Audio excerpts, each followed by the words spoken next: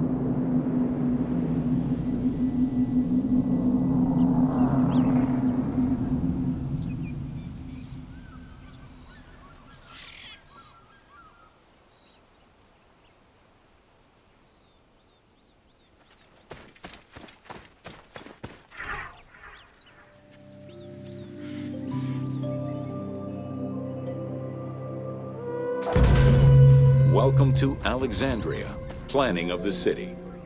Alexander's plan to build his great city began with a verse from Homer's Odyssey.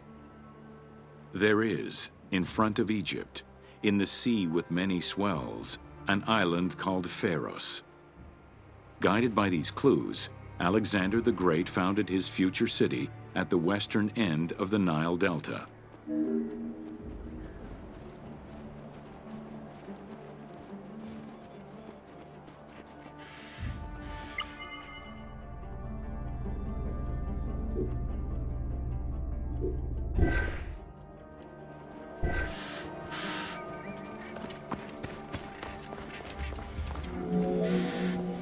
Though Alexander considered this location ideal for his great city, it presented considerable challenges. Too difficult to access during storms, the surrounding swamps threatened disease, and the limestone soil prevented the growth of healthy crops. However, due to the influence of his mentor Aristotle, Alexander the Great recognized that the true value was its strategic emplacement. Alexander knew that in controlling Pelusium to the east, Memphis to the south, and his crowning glory Alexandria to the west, he would create a triangular stronghold, allowing him to control the entire delta while giving him access to the Mediterranean.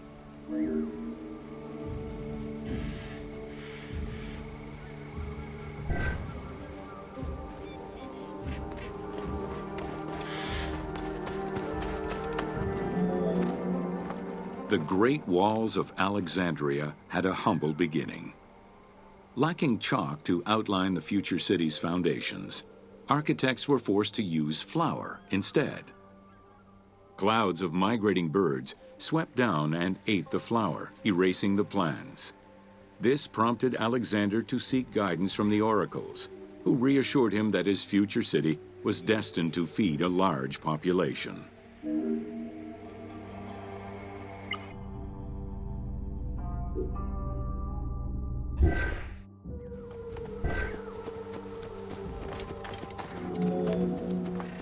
Excavations led by Mahmud Bey el-Falaki in the 19th century revealed that the wall enclosure measured approximately 5.2 kilometers in length and 2.2 kilometers in width.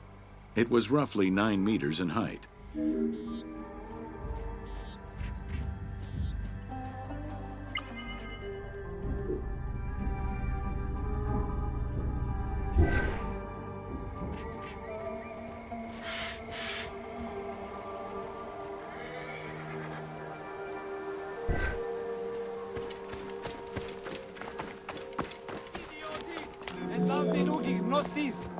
These formidable ancient walls would resist a number of attacks, including fending off the king of Syria in 169 BCE. It wasn't until 295 CE that they eventually fell to Roman Emperor Diocletian, and this only after 8 months of relentless assault.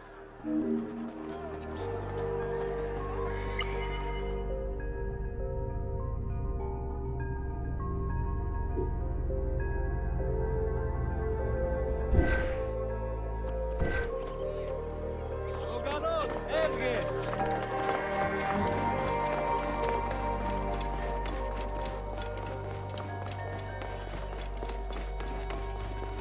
Amaxa elavnis kakisteos! Amelisos! Alexandria's principal architect, Dinocrates, chose a Hippodamian grid plan. The grid maximized functionality, with wide, straight roads and canals running beneath them. Alexander recognized the military value of the city's design. The wide, parallel streets gave him optimal surveillance of the city, while allowing the unobstructed flow of troops.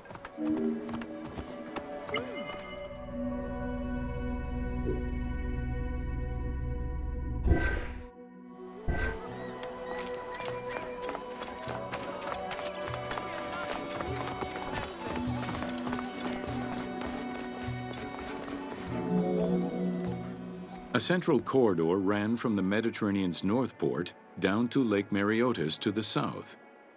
This thoroughfare acted as an unobstructed link for commercial trade and travel between the two ports. Many of the streets were bordered with grand buildings and parks, including Canopic Street, with its impressive gate bordering the eastern end.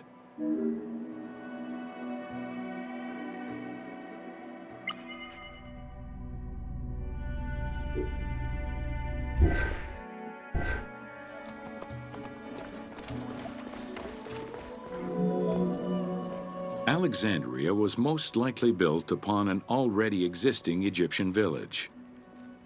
Upon its completion, the Egyptians reviled the city, refusing to call it by its founder's name.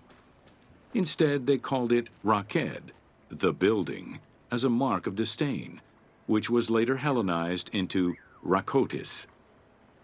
Despite this, the name Alexandria would remain.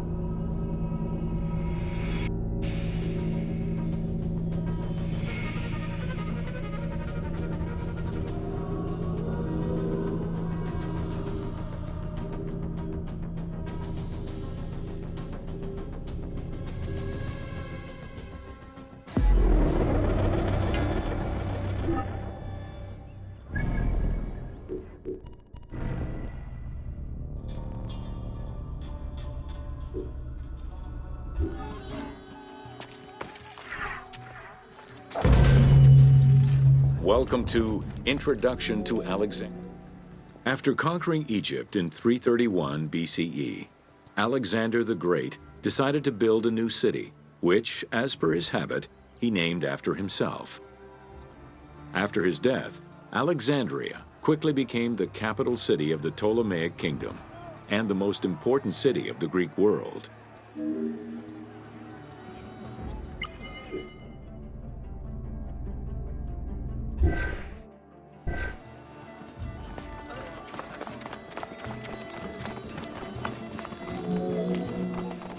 The city was built between the Mediterranean Sea and Lake Mareotis, which resulted in Alexandria becoming a crucial cultural hub and trading center.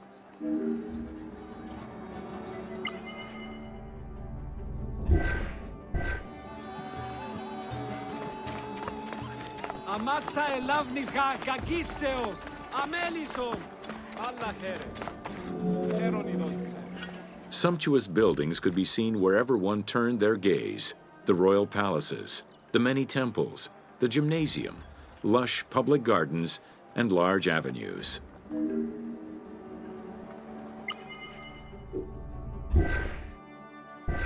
Ogalos, Evge!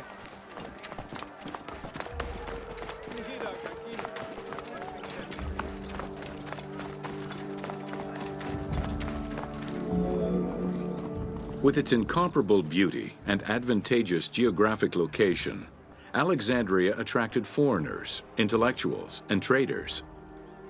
One of the most cosmopolitan cities of the ancient world, Alexandria supplanted even Athens as the most important Greek city in history.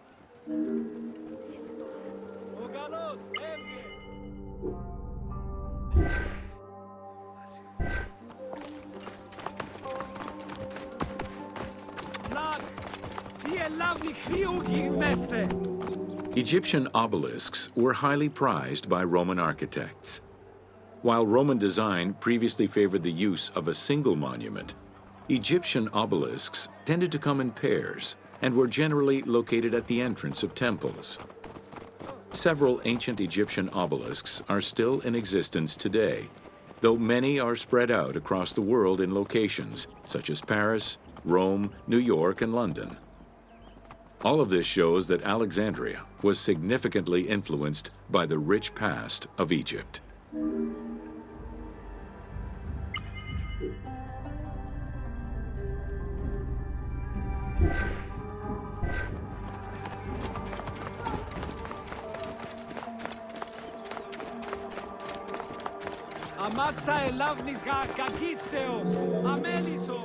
Alexandria had several main streets. Its most famous artery was the Canopic Way. It was lined with sumptuous buildings, houses, and temples, and was roughly 8 kilometers in length. This street was one of the most important shipping entrances to Alexandria and often hosted processions and festivals.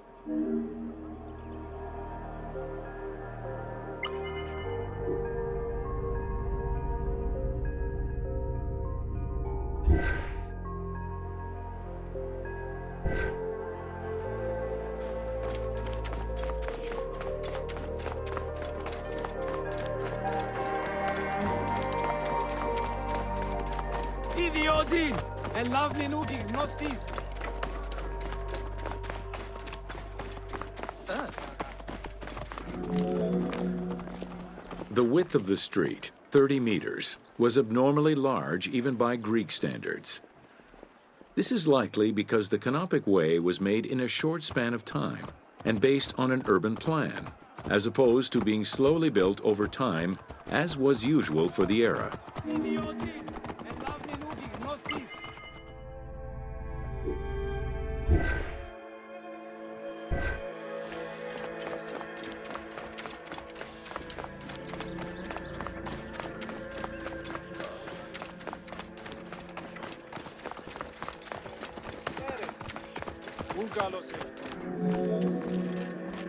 The Canopic Way originated in the western cemeteries, skirted the gymnasium, and then exited the city to head east through massive doorways towards Canopus. This structure was known as the Canopic Door. Άνθρωπε αγαθέ, ακούειν με ο διπός δενάστε.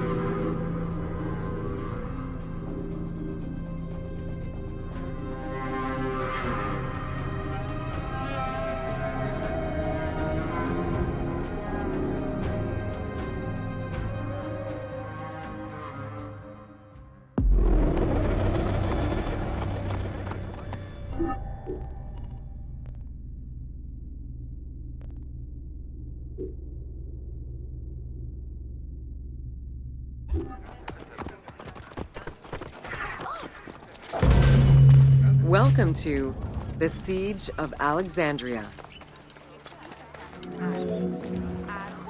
Among the collection of writings attributed to Julius Caesar are his descriptions of the Siege of Alexandria, the Gallic Wars, and the commentaries on the Civil War.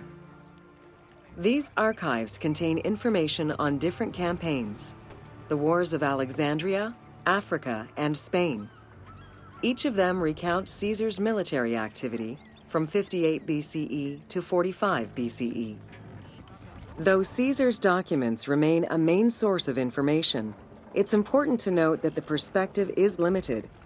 It is necessary for other historical documents to be taken into consideration to provide a better understanding of events.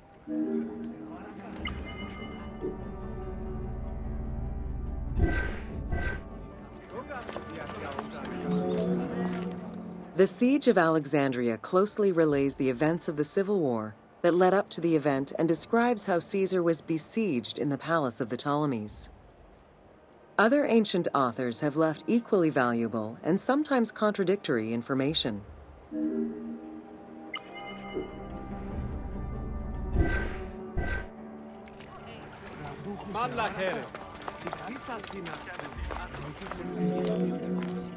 In the events leading up to the Siege of Alexandria, Cleopatra VII and her brother were fighting over control of Egypt. Young King Ptolemy XIII's regent, Pothinus, had firm control over the young pharaoh, and an outmaneuvered Cleopatra soon went into hiding. This set the stage for Pompey's arrival in Alexandria. Having lost his battle against Caesar in 48 BCE, the Roman general turned to his allies, the Egyptians, for safe harbor. But on the advice of Pothinus, Ptolemy XIII had Pompey assassinated in the hopes of earning Caesar's favor. This would turn out to be a most unfortunate decision.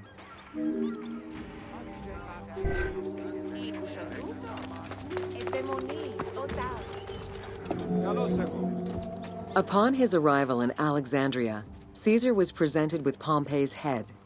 The sight of a Roman murdered by Egyptians did not sit well with him. Caesar made his displeasure clear, ordering the return of Cleopatra, and for the siblings to resolve their differences and resume their co-rule of Egypt, as per the will of their father. Neither Pothinus nor Ptolemy XIII wished to accede to this demand.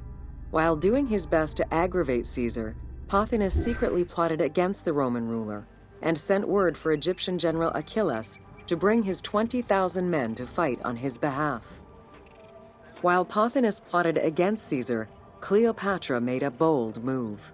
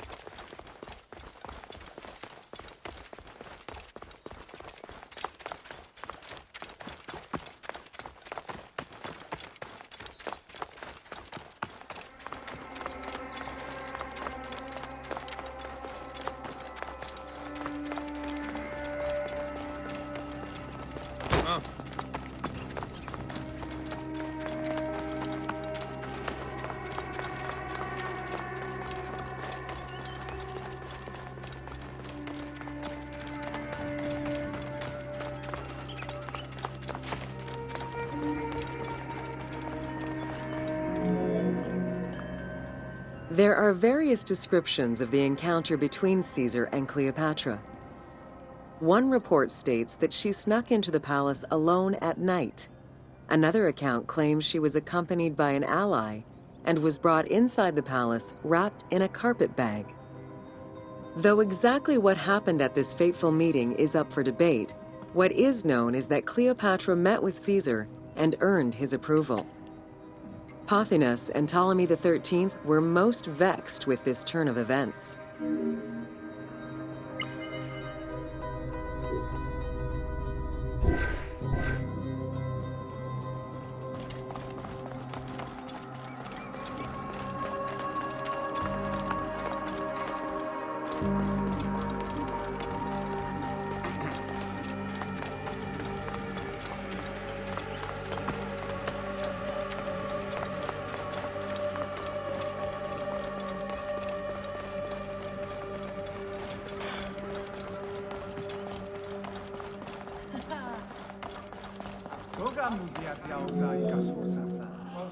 With Cleopatra finally present, Caesar chose to act as mediator between the siblings in the hopes of a peaceful resolution. It did not take long for things to sour. During a banquet given to celebrate the reconciliation, there was an assassination attempt on Caesar. It was the Roman leader's own barber who thwarted the attack. Once it was revealed that the king's regent, Pothinus, had ordered the attack, Caesar had him executed. He then placed the young king under guard.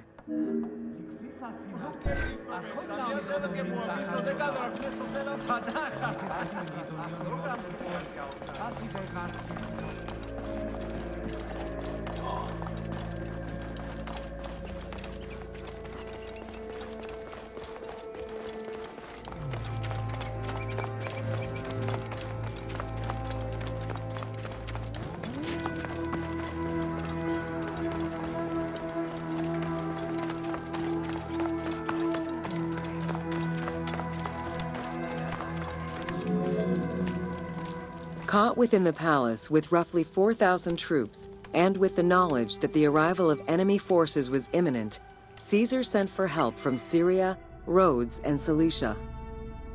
He ordered his men to dig a ditch around the palace and build a wall leading to the harbor. This would ensure Caesar's access to the sea. When Egyptian General Achilles arrived in the city with 20,000 men, the battle for Alexandria began.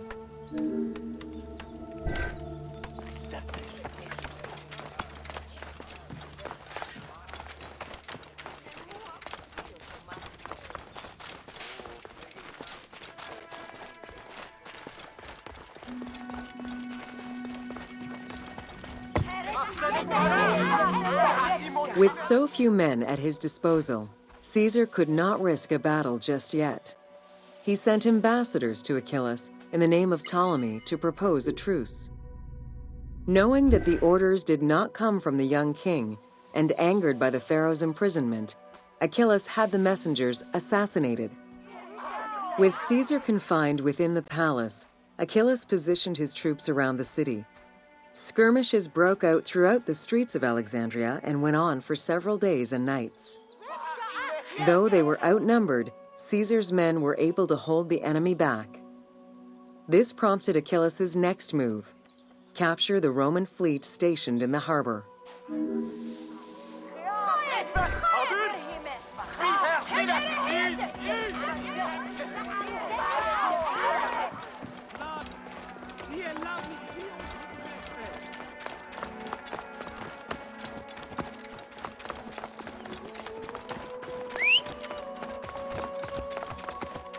Ogalos, Evge!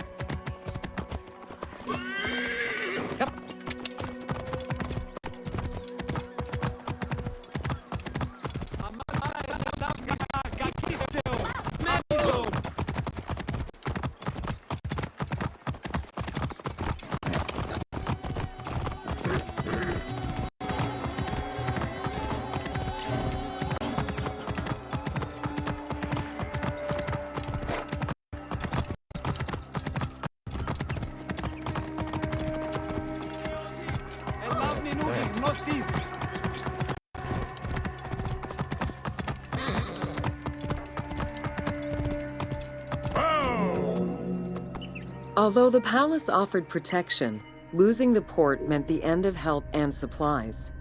Caesar knew he had to protect the fleet. While he and his troops succeeded in regaining control of the port, he knew it would be impossible to sustain. Caesar ordered the burning of the ships. With passage back to the palace closed off, he headed for the lighthouse of Alexandria.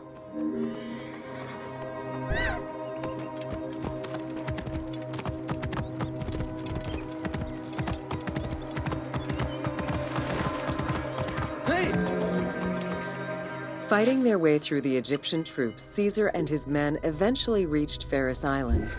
There, they took refuge within the lighthouse. With easy access to the open sea, Caesar was able to send messages to his allies requesting reinforcements and more supplies. The island fort also allowed him to control access to the harbor by relying on the chains used by the Egyptians to control ship traffic to and from Alexandria's docks.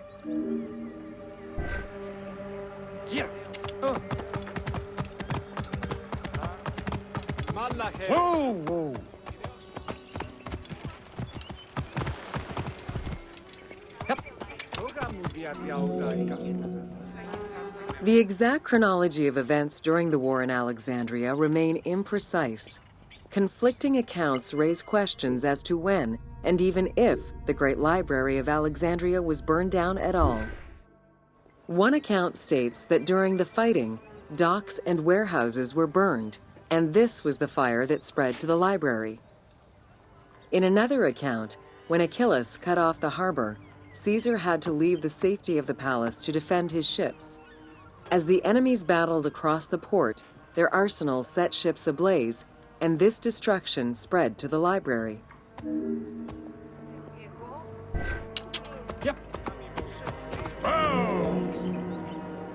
In either case, the Great Library was not completely destroyed. Experts point out that its location was too far from the harbor, and much later texts refer to the Great Library as being intact.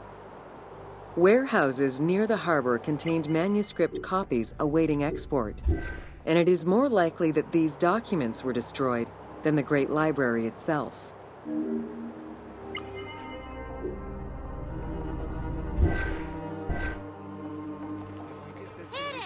Yes.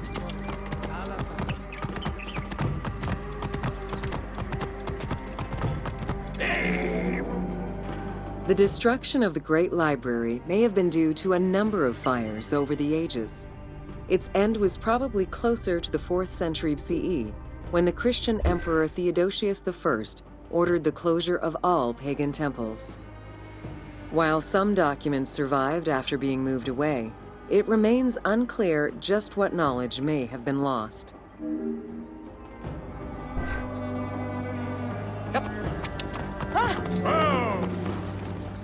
Where there are accounts of Achilles being in control of the battle against Caesar, it appears that instead Cleopatra's sister, siding with her brother, had him killed and put her ally Ganymedes in his place. Ganymedes proved a valuable tactician for the Egyptian side. It was his idea to cut Caesar's access to the harbor, thus trapping Caesar at the palace.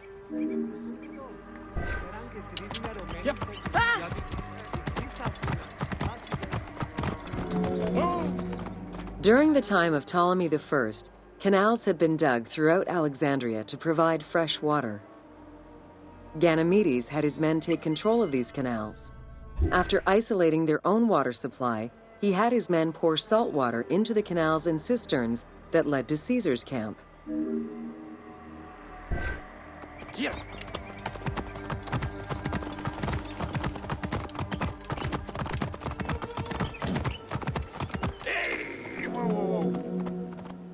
Panic erupted in Caesar's men. They wouldn't last long without fresh water.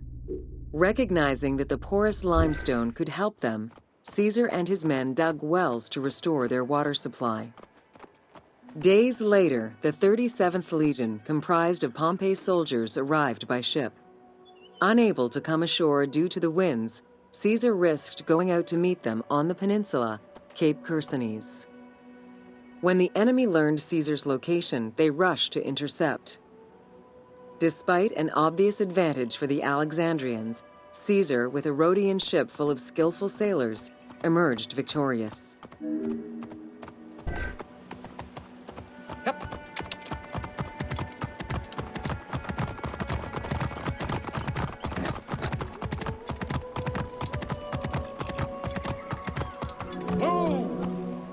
With help from the Allied ships, Caesar's victory enabled him to push the Egyptians back and secure the lighthouse. Gaining control of Pharos Island sent the Alexandrians into the sea and swimming back to the city. However, Caesar's fortification of the island didn't last long. The enemy regrouped and were set to storm the island. Panic-stricken, in spite of Caesar's encouragement, many of his men then fled their posts, either by ship or jumping into the sea. Yep.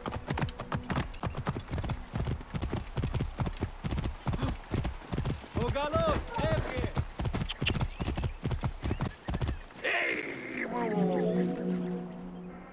Caesar attempted to retreat, but Port Eunostos' harbor was overrun with enemy ships, preventing escape. Reportedly, Caesar gathered his papers and leapt overboard in an attempt to swim to an Allied ship farther out. Historian Cassius Dio claimed that Caesar would have drowned if he hadn't been able to remove his purple garment.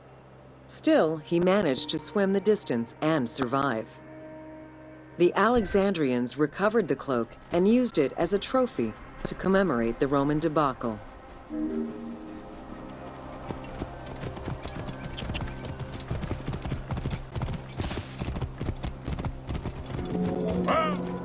Unhappy with Ganymedes and wanting their king restored, the Alexandrians approached Caesar with a compromise. Caesar agreed to release Ptolemy XIII after entreating him to spare the kingdom and remain loyal to Rome. Once freed, however, the king defied the agreement and continued the war.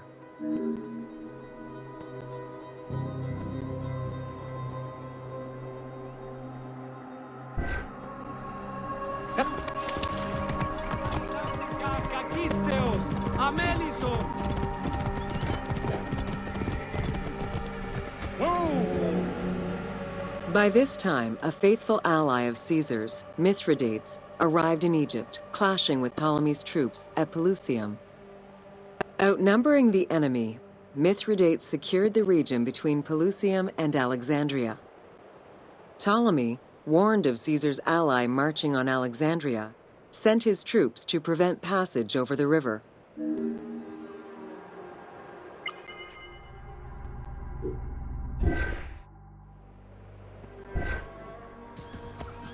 Here.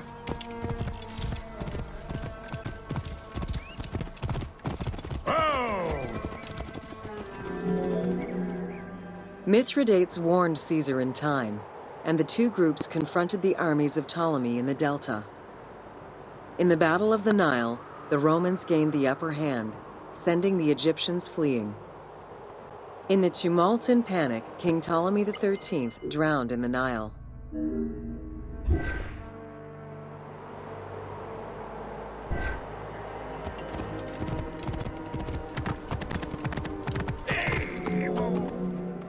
After the siege ended, Cleopatra VII married her younger brother, Ptolemy XIV, enabling her to reign over Egypt until 30 BCE.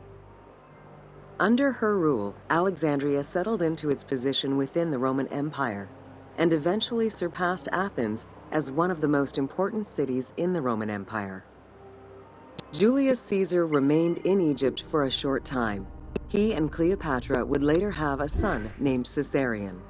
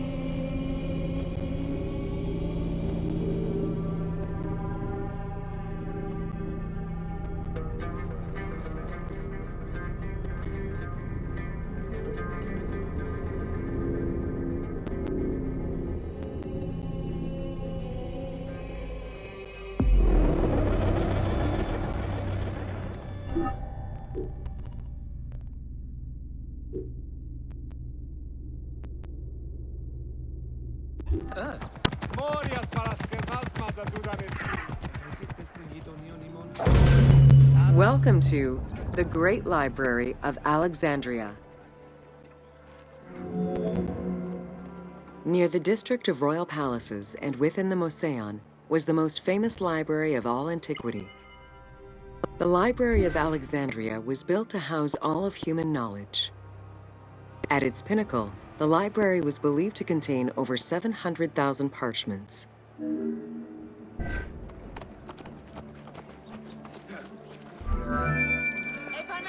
Throughout the centuries, fires and wars between Christianity and paganism destroyed the library, leaving nothing behind.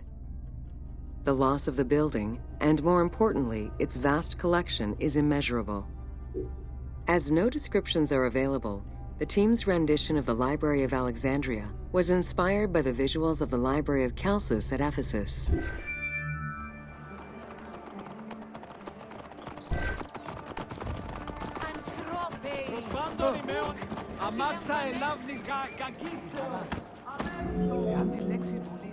While much of the collection was purchased at the government's expense, the library also obtained books through other means.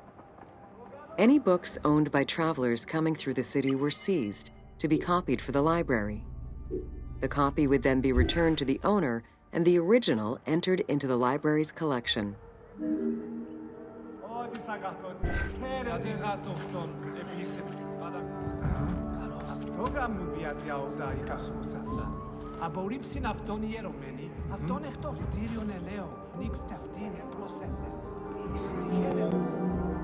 Alexandria offered unrivaled intellectual and cultural attractions. Eminent scholars from Athens, Rhodes, and other Greek centers traveled to the city to learn and engage with other free thinkers.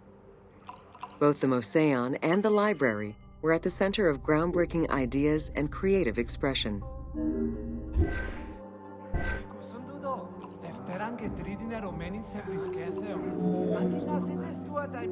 The great minds of antiquity were usually well versed in many disciplines, which were often associated to specific schools of thought. The Peripatetics, the Stoics, and the Cynics were among the most well-known schools of the time. It is clear that Alexandria lived up to its fundamental role as a city for intellectuals, nurturing many great minds whose impact reverberates through our modern world.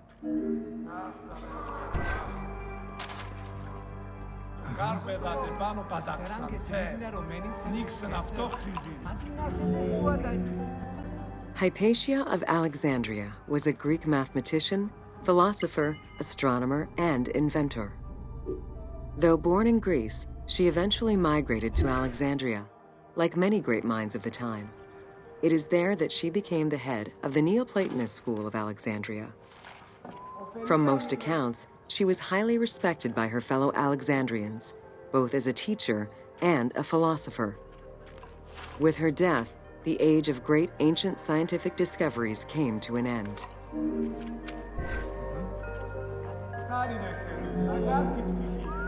Callimachus was born in Cyrene and educated in Athens. After his studies, he moved to Alexandria to work in the Great Library. A poet and a critic, he strongly rejected the epic format of Homeric poems and instead fervently supported a shorter, more judiciously formulated style of poetry. His epigrams and elegiac poems were emulated by later poets. His work was extremely popular, second only to Homer's own works.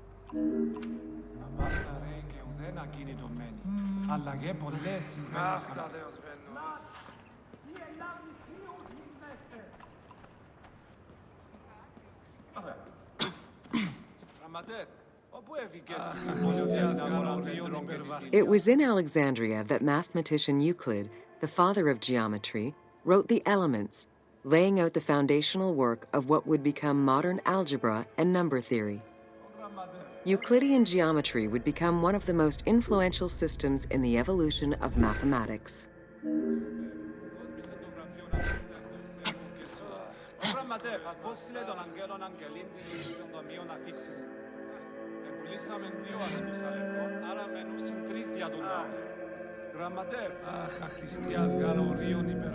How do you calculate the circumference of the Earth? with a camel, 2 sticks, and shadows cast by the sun. This is what Eratosthenes of Cyrene described in his principal work, Geography, while he was director of the Great Library of Alexandria. He is credited for the invention of the armillary spear around 250 BCE.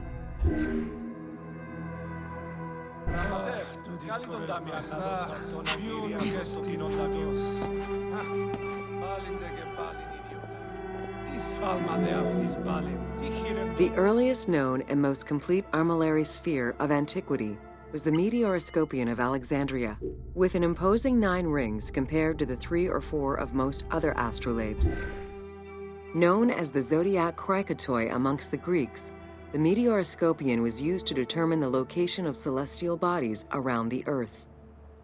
Every self-respecting astronomer of antiquity would have sought to use this tool to better understand the celestial movements.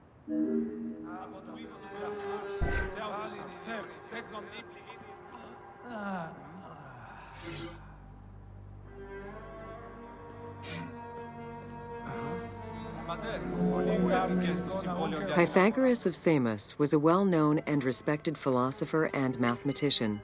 He is best known for the Pythagorean theorem. However, there is proof that the theorem existed in Babylonia and India long before Pythagoras was born, casting some doubts as to who exactly originated the theorem.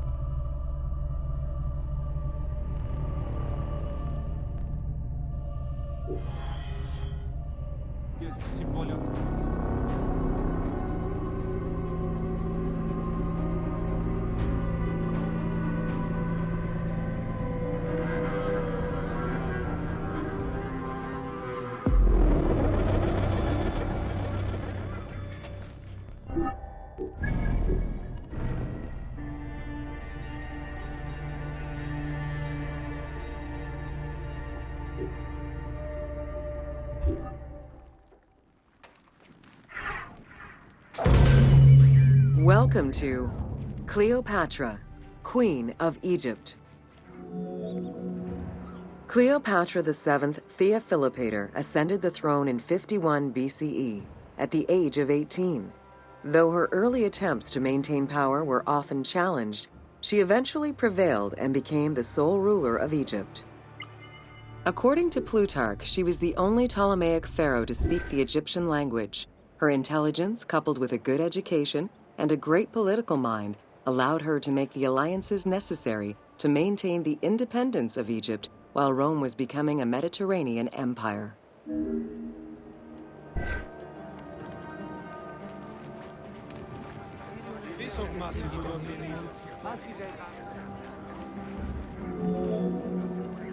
It is important to understand that Cleopatra's knowledge of Egyptian language and keen understanding of the culture allowed her to make powerful ideological referents that resonated with ancient Egyptians. By associating herself with the goddess Isis, the divine mother, great of magic, and repository of divine essence, Cleopatra firmly established herself as the protector of the two lands and legitimized her place on the throne.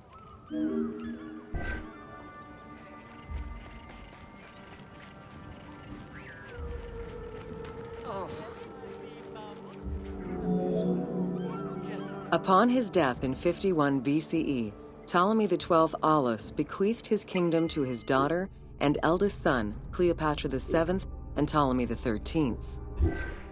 As was custom, the siblings were married. The new pharaoh was 10 years old, his sister wife 17.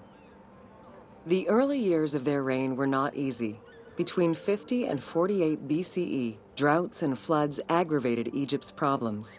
General Achilles and the royal advisor Pothinos kept intervening in the young ruler's political decisions and eventually colluded to turn Ptolemy XIII against Cleopatra. By 48 BCE, Cleopatra was in exile.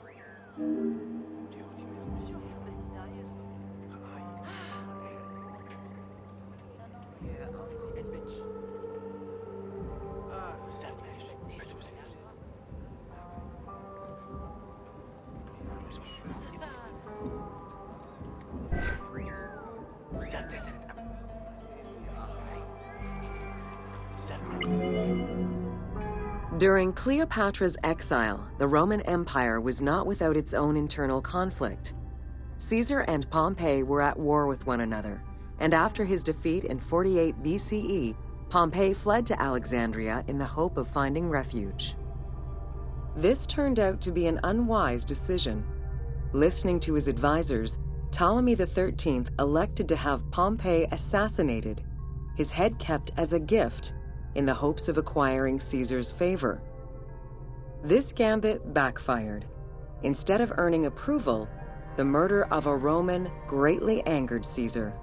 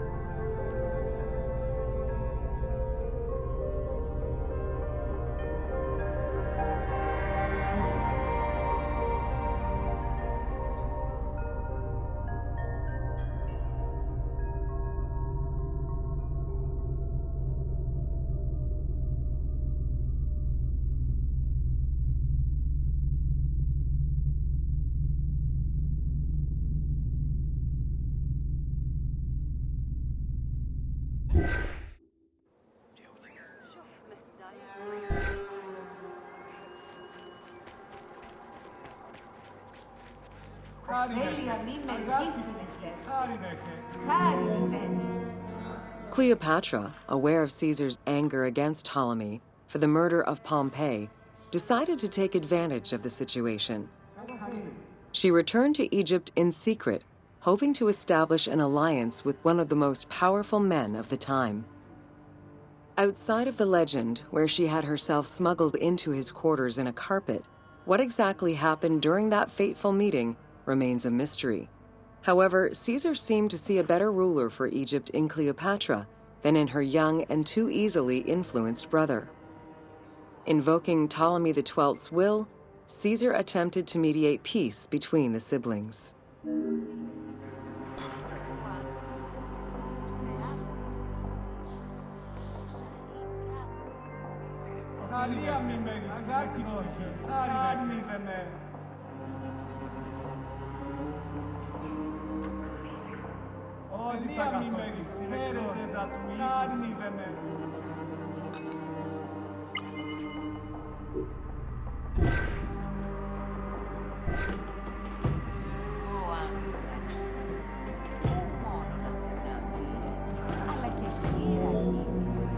Ptolemy XIII was enraged by the turn of events, and his advisors were none too happy to see Cleopatra return. Urged on by General Achilles and Pothinos, the young pharaoh plotted against Caesar and Cleopatra, resulting in the siege of Alexandria in 47 BCE. It was in March 47 BCE that Caesar defeated Ptolemy XIII's forces. The young pharaoh drowned in the Nile after having fled the battlefield. With her opponents dead or powerless, Cleopatra married her other much younger brother, Ptolemy XIV, and finally claimed the throne of Egypt for good. The end of the Alexandrian War also cemented the romantic and political alliance between Cleopatra and Caesar.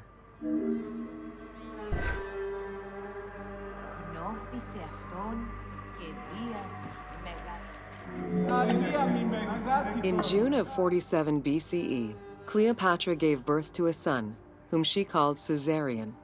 Caesar did not accept the boy as his heir, choosing instead his nephew Octavian.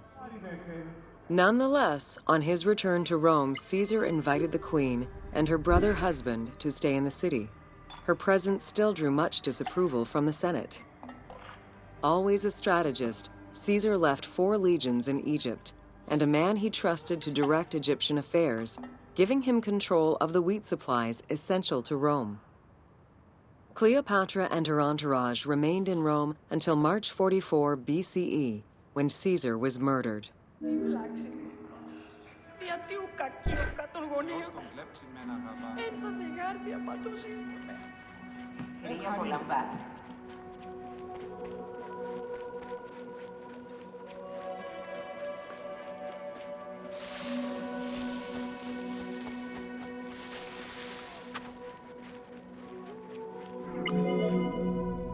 Caesar's most faithful ally, Mark Antony, often visited the Queen of Egypt during his stay in Rome.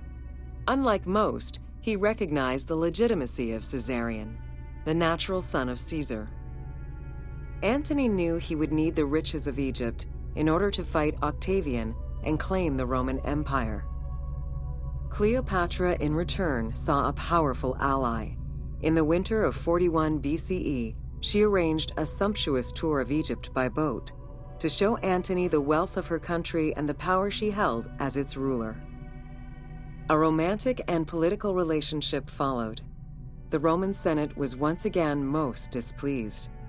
To calm spirits in Rome, Antony married Octavia, sister of Octavian.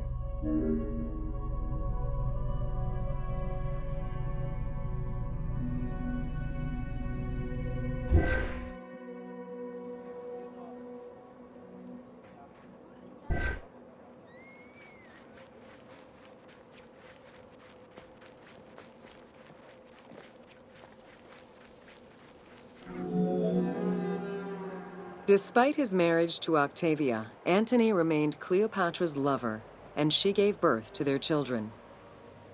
Cleopatra increased her kingdom's territory and started a political propaganda alongside her lover in Egypt and beyond.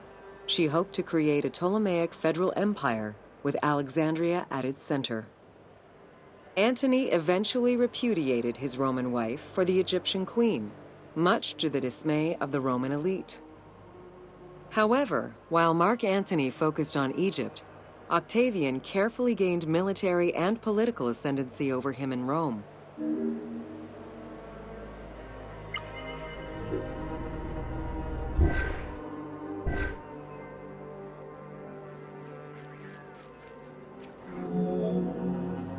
Octavian managed his own propaganda campaign and succeeded. The Roman people hated Mark Antony and Cleopatra. To avoid the censure still inherent in attacking a fellow Roman, Octavian simply declared war against Egypt. Rome's power still reigned supreme. The powerful Egyptian fleet, led by Cleopatra as well as Mark Antony's forces, were defeated in 31 BCE in Actium. Octavian arrived in Egypt in 30 BCE to formalize his victory.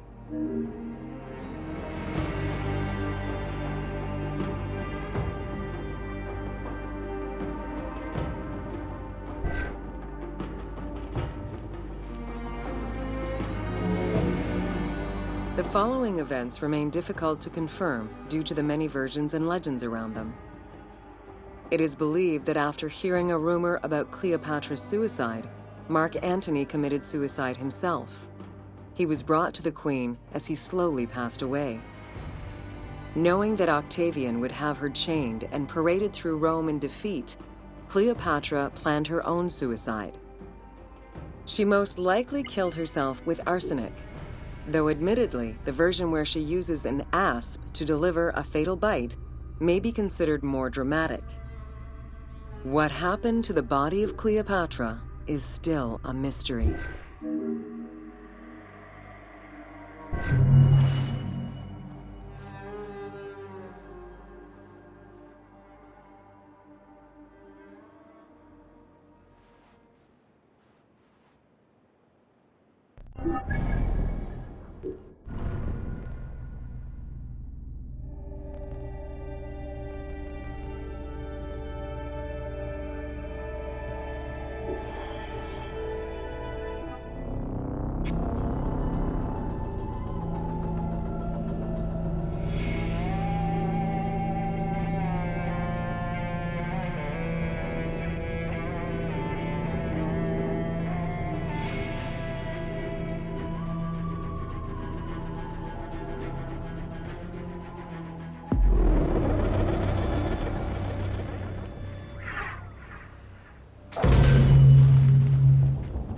Welcome to... The Heptastadion was a bridge-like causeway connecting the island of Pharos to mainland Alexandria. Its name is based on the Greek terms of measurement, hepta, meaning 7, and stadion, which is a measure of length of roughly 180 meters.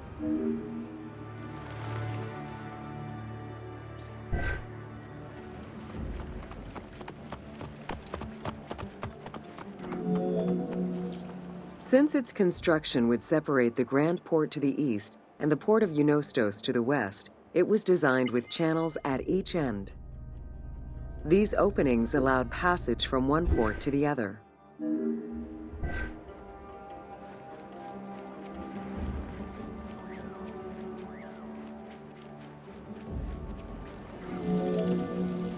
Along with creating separate harbors for the commercial and military shipping, the causeway served as a main aqueduct for the island's inhabitants. Its presence also helped protect the island and its ports from rough wind and sea currents.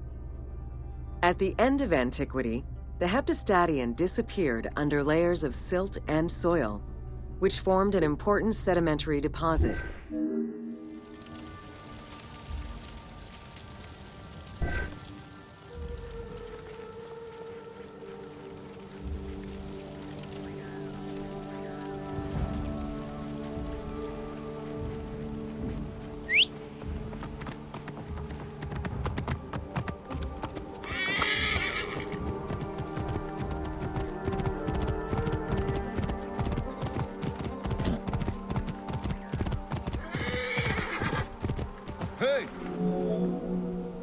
While the serapeion was the most celebrated of the temples in Alexandria, many other temples were built within the city. Most of these structures have been completely erased over time, and there is no way to discern how many existed. However, research of ancient papyri offer tantalizing hints as to the possible location of at least some of the temples.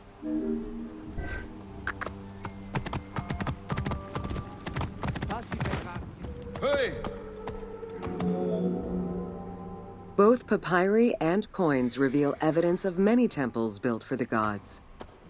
Poseidon, the god of the sea, likely had an edifice in his honor west of this island, as well as on the mainland. This temple next to you is dedicated to Isis Pharia, the divine protector of the lighthouse. This location hosted annual celebrations in the month of April, known as the Sacrum Pharia, in connection to the lighthouse. In her incarnation as Isis Fortuna, the goddess carries a rudder and a cornucopia, both symbols of good luck for navigators.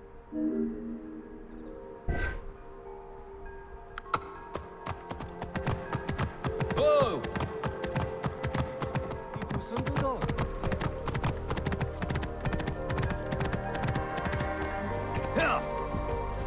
Hey! Considered one of the 7 wonders of the ancient world, the Lighthouse of Alexandria was a source of great pride for the inhabitants of the city. Construction began under Ptolemy I's reign and lasted 15 years. It was completed during his son's rule. Once completed, the lighthouse was dedicated to the gods for the salvation of those who sail the sea.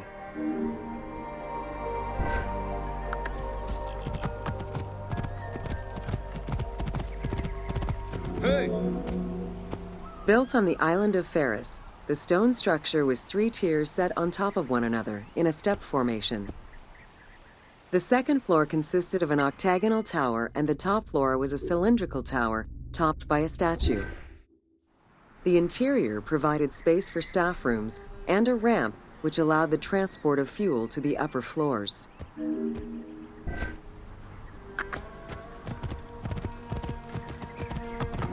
Hey! Essential to safe navigation through the rifts and shallow waters, the Pharos was a functioning lighthouse with a beam reportedly visible 50 kilometers away. It's unclear what kind of fuel was used or how much. Any other details of how the light worked remain a mystery.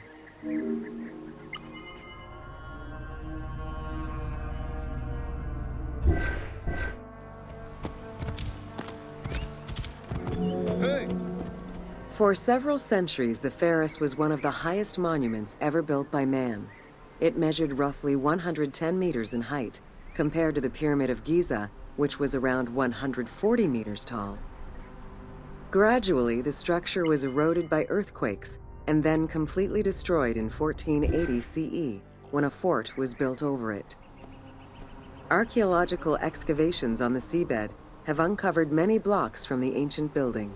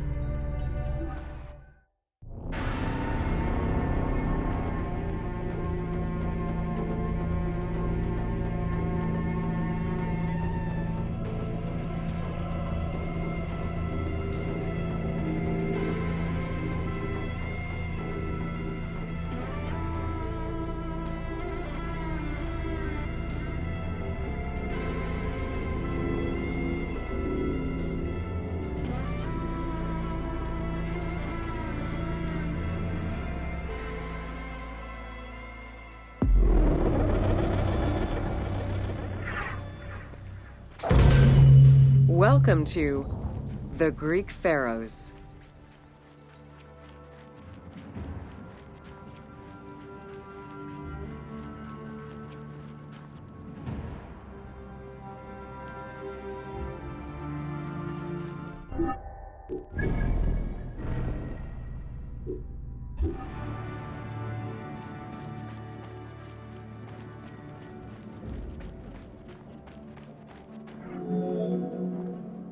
Pharaohs were considered divine incarnations of the gods. As an avatar of the gods living on Earth, the pharaoh's role was to preserve fundamental values and universal harmony by removing chaos, Isfet, and ensure that justice, Mot, prevailed. The pharaoh, by divine ancestry and through multiple offerings, was the bond that unites the world of men to the world of the gods and allows the maintenance of the cosmic order.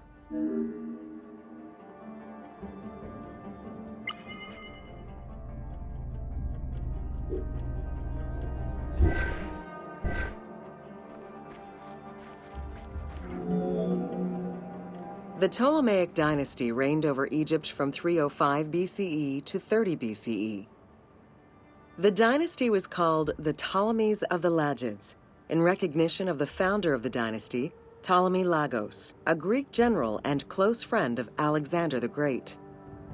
While Macedonian, Ptolemy Lagos understood that to be accepted by the Egyptian people, he would have to adopt their traditions. Upon assuming the title of pharaoh, he changed his name to Ptolemy I Soter, meaning savior.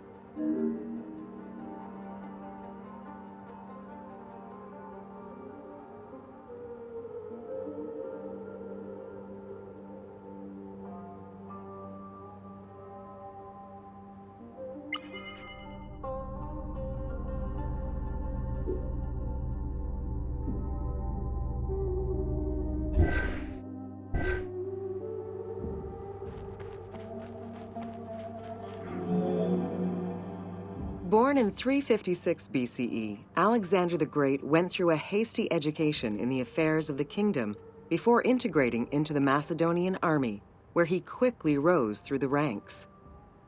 After his father's assassination in 336 BCE, which some believed was orchestrated by Alexander himself, he became king of Macedonia. Ruler of a unified kingdom and leader of a large army, Alexander set his sights on conquest. Eager to reclaim the Greek cities of Asia Minor, he took on the Persian forces, earning victory after victory.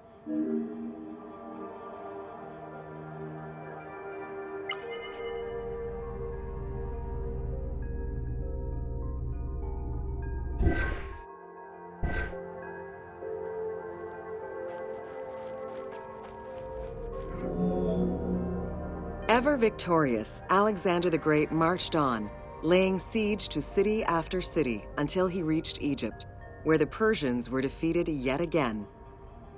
Viewed as a liberator by the Egyptian people, Alexander decided to become pharaoh in due form.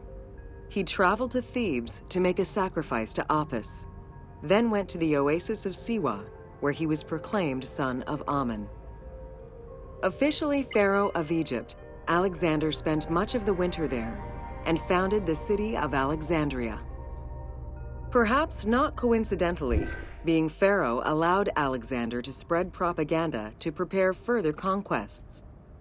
He resumed his military campaigns in 331 BCE.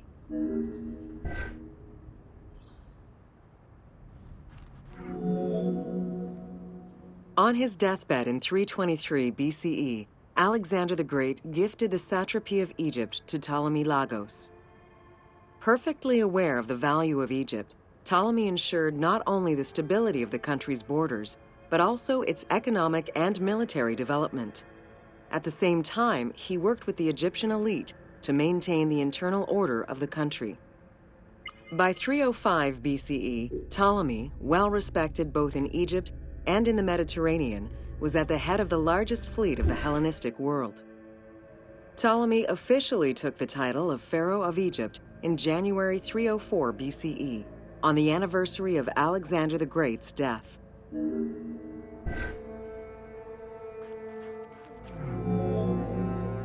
Alexander died in Babylon in 323 BCE.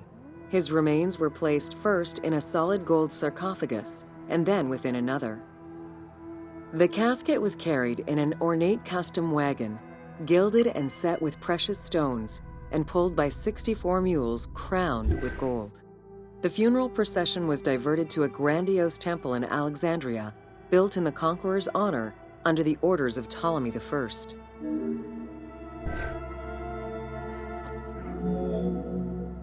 Julius Caesar visited Alexander's tomb at the capture of Alexandria, and the Roman Emperor Augustus reportedly placed flowers there.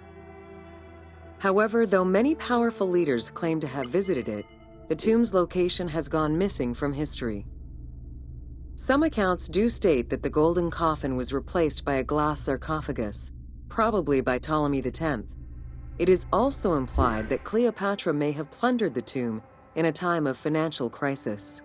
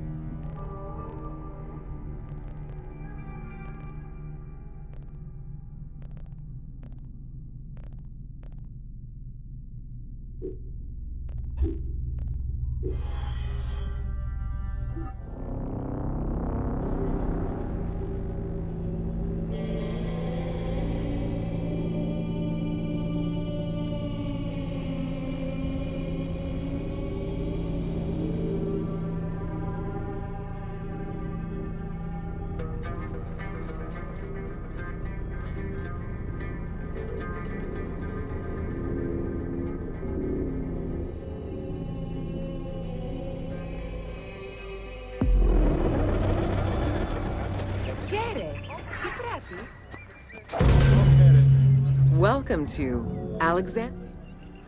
The ports of Alexandria were a major commercial hub, effectively connecting Egypt with the Mediterranean regions and beyond. A tremendous amount of materials and goods flowed through the city on a daily basis. The large port market was called the Emporion.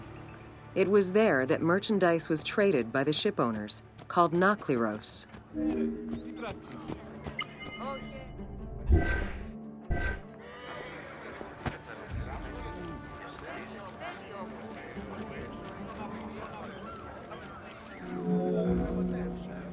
Food and other artisan work streamed out of Egypt. Ceramics, glass, golden rings, and minted coinage. The local potters, using traditional Egyptian techniques, competed with those from abroad, and the textile industry flourished.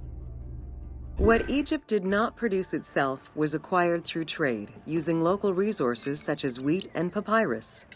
Most sought after was pine wood from Syria, iron and marble from the Greek islands, gold from Spain, and exotic fruits from Europe. All this commercial activity contributed to the already decadent wealth of the city.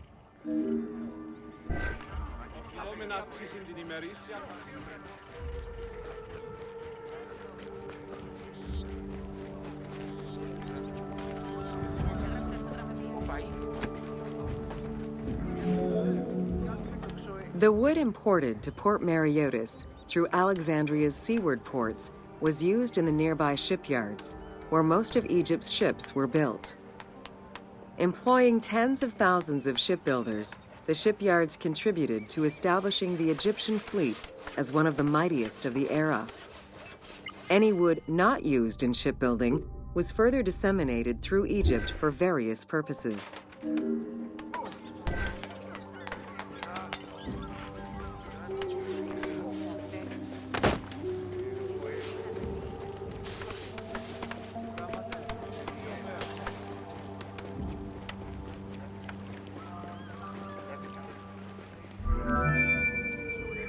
The southern port of Lake Mareotis was the biggest in Alexandria. Save for a branch angling westward, the lake's size in the Ptolemaic era was roughly 40 to 50 kilometers from north to south. Its waters were maintained by a steady runoff from the Nile. In addition to the lake, a man-made canal was created to assist in the transfer of goods from the city to the port using barges, though it is not represented in the game due to its size.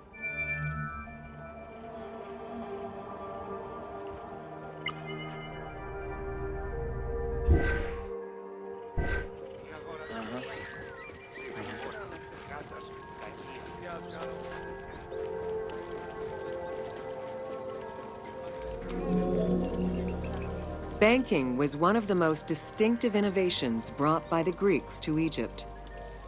The centerpiece of Alexandria's wealth was the royal systematization of taxes on almost everything. Basic items such as salt, oil, beer, wheat, and linen were heavily taxed. As a result, the royal treasury of Alexandria was able to ensure the economic stability of most of the administrative areas of Egypt.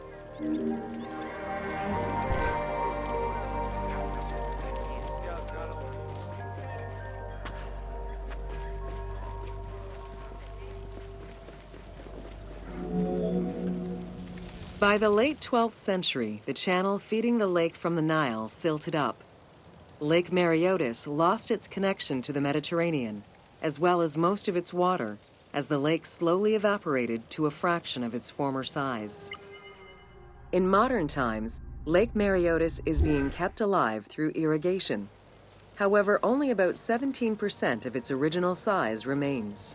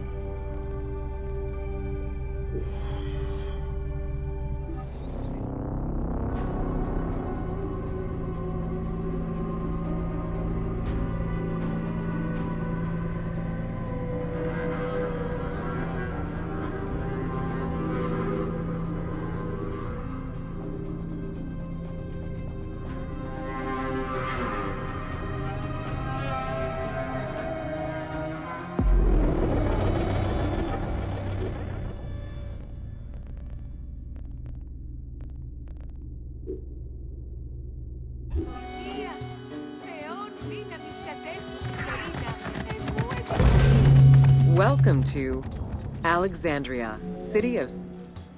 Like most Greek cities, Alexandria offered multiple forms of entertainment. Most were related to cults, religious practices, and the festivities surrounding those practices. Among those festivities, the most important ones were the dynastic celebrations, instituted in honor of the deified Ptolemaic kings and queens.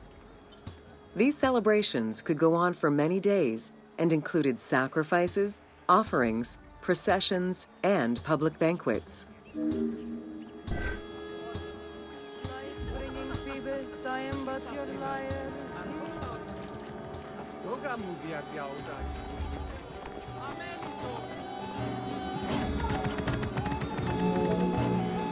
Games and competitions were organized whenever possible in locations such as the stadium, the Hippodrome, and the gymnasium.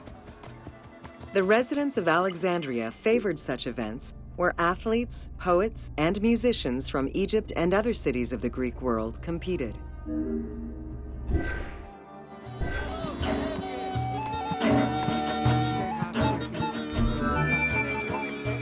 Like all good Greek cities, Alexandria had a theater. The architecture of this structure is Roman in style. This is because the team duplicated a theater from Cyrene. Roman theaters were usually semicircular and built from scratch on a flat area with structures designed to enhance oration. Greek theaters were more oblong in shape, similar to a horseshoe, and favored the slopes of natural hills to support their acoustics.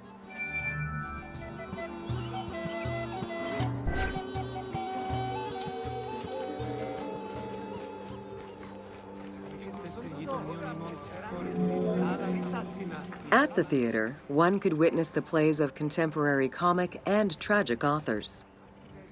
The play you are witnessing below is Menander's Dyskolos, more commonly known as the Grouch, a late and popular entry in the Greek comedies.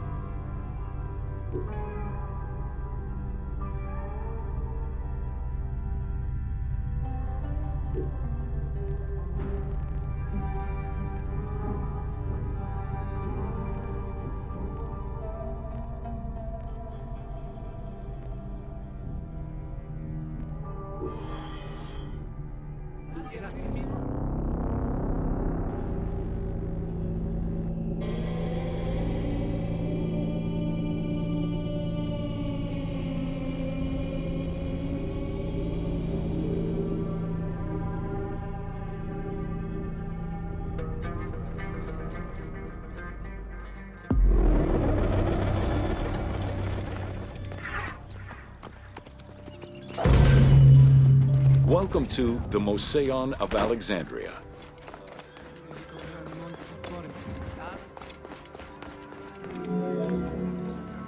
The Mouseum was a sector of the city commissioned by Ptolemy I to rival Athens' Academy as an institute of intellectual pursuit.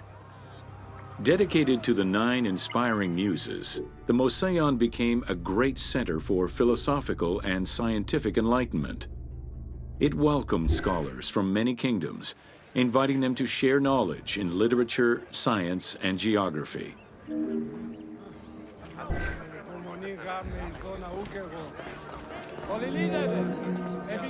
The Mouseum was designed so that its buildings and grounds would accommodate free thinking, debate, and presentation.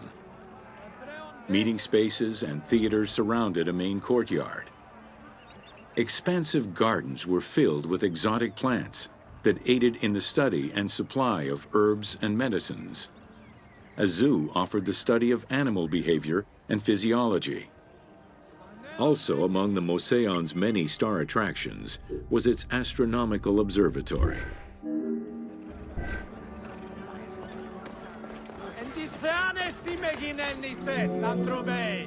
Herophilus was a physician who lived most of his life in Alexandria. He was able to perform the dissection of human cadavers on a large scale due to the permissiveness of the city in such matters. Among many other discoveries, he learned that the brain was central to the human nervous system. He also extensively mapped the blood system and measured the pulse with the aid of a water clock. It is reported that in his thirst to understand human anatomy, he performed 600 vivisections on live prisoners.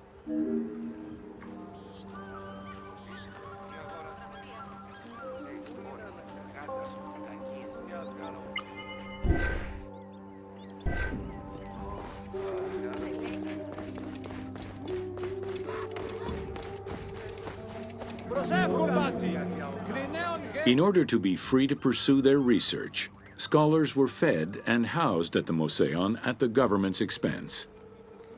This freedom provided Alexandria's scholars a meeting space for intellectual pursuits and a haven for spiritual peace. Though nothing remains of the original mouseum, it lives on as the legacy of our modern museums.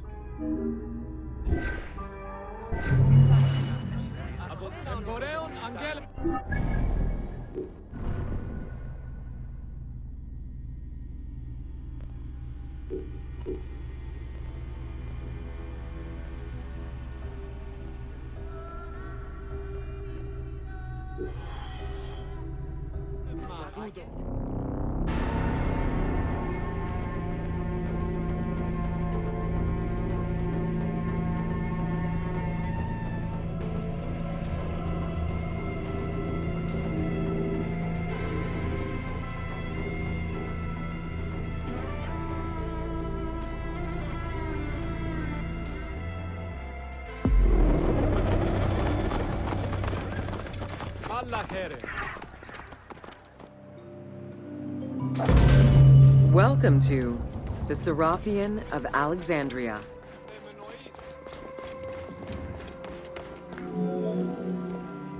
In a city of numerous magnificent attractions, the Serapeion was considered to be the most beautiful temple of Alexandria. Located southwest of the city on a small hill known as the Acropolis, the sanctuary was constructed during the reign of Ptolemy III, upon foundations which had existed since the reign of Ptolemy I Soter.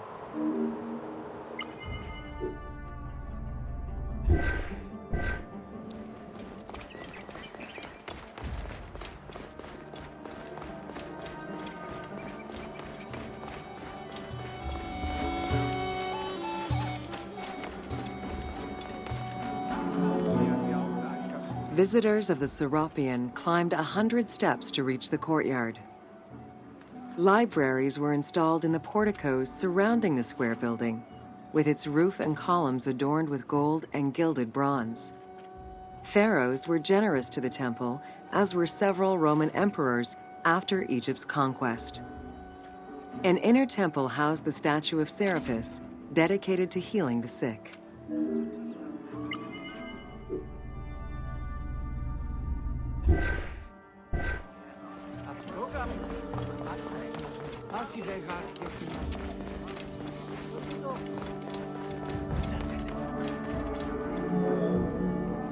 Since the 26th dynasty, Greeks in Egypt had gradually integrated the Egyptian cult of the Apis bull to their own rituals. With the establishment of the Ptolemaic dynasty, the cult of Apis was further integrated into Greek religion. During his rule, Ptolemy I chose to merge Egyptian and Hellenic gods into a syncretic divinity named Serapis. This name was the result of the amalgamation of Osiris and Apis. With this new deity, the Ptolemaic dynasty managed to accommodate similar belief sets for two different cultures, bringing about a new dynastic cult.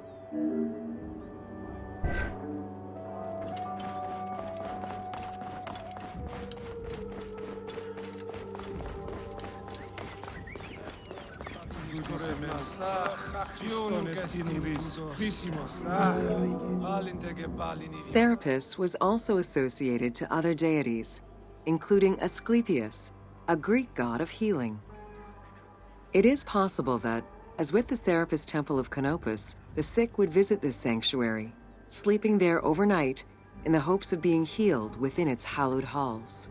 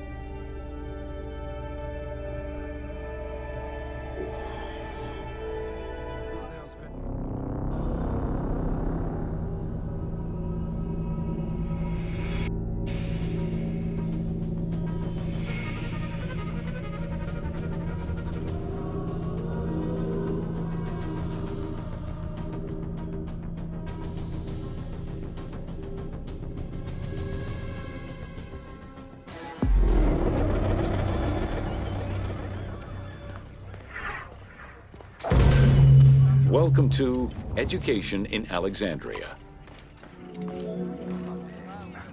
The education of young Alexandrians did not differ from the one generally dispensed elsewhere in ancient Greece. At the age of 7, the child was taken in charge by a tutor, who then became responsible for instilling an elementary education as well as good moral principles.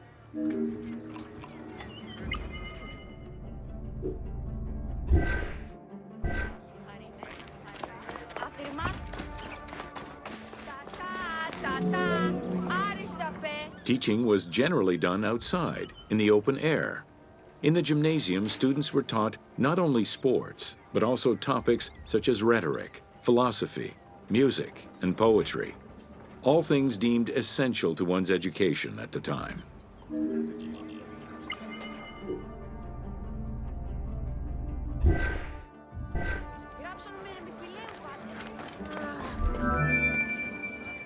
Here, both girls and boys are shown attending a class given by one of the rhetoricians of the era. The team made the choice to show both genders attending class within the context of the game world. Even though it is historically inaccurate, the team felt it was not necessary to prioritize historical sexism over inclusive gameplay.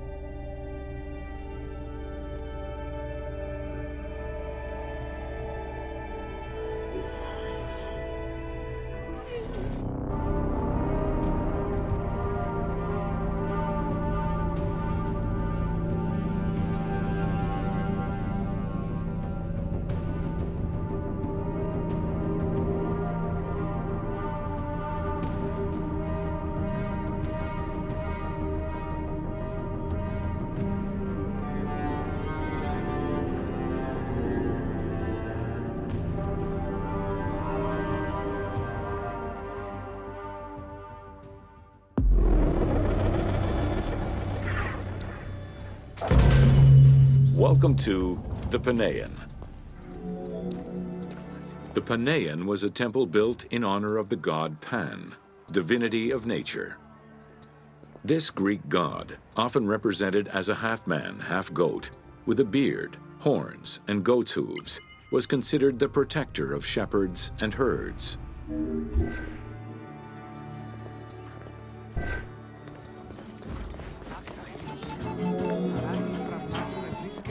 Pan's attribute was his namesake musical instrument, the pan flute. His temples were usually located in caves and on high mountains, and were frequented by shepherds. It is likely that Mediterranean cults adopted the imagery of Pan to symbolize the Christian devil.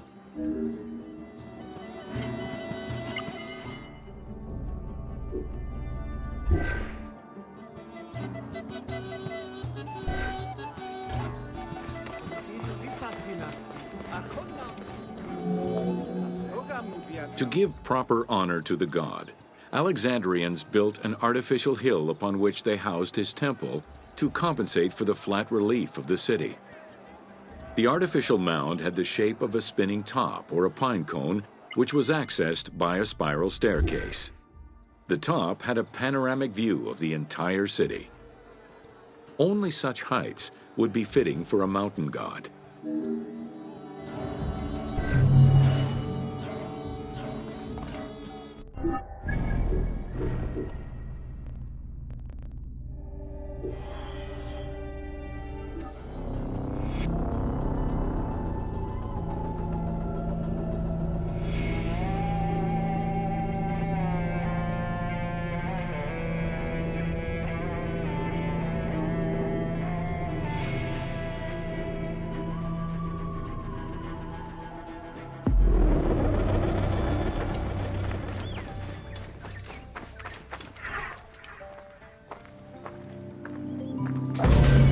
Welcome to the Hippodrome of Alexandria.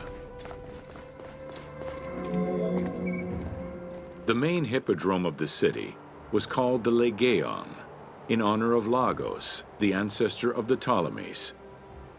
Alexandrians were great lovers of horse racing. They were fascinated by the rivalry of these races, the agon, as it was said at that time, that every competition brought. It was a struggle for glory.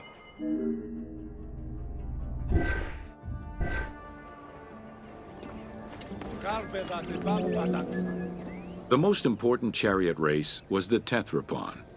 Using 4 horses with the quickest harness to the front right, the charioteer would race for 12 laps, with sharp turns at either end of the hippodrome. The victors were crowned with garlands of olive and received prize money, but the most sought-after reward was to be acclaimed by the works of poets, such as Callimachus and Pindar.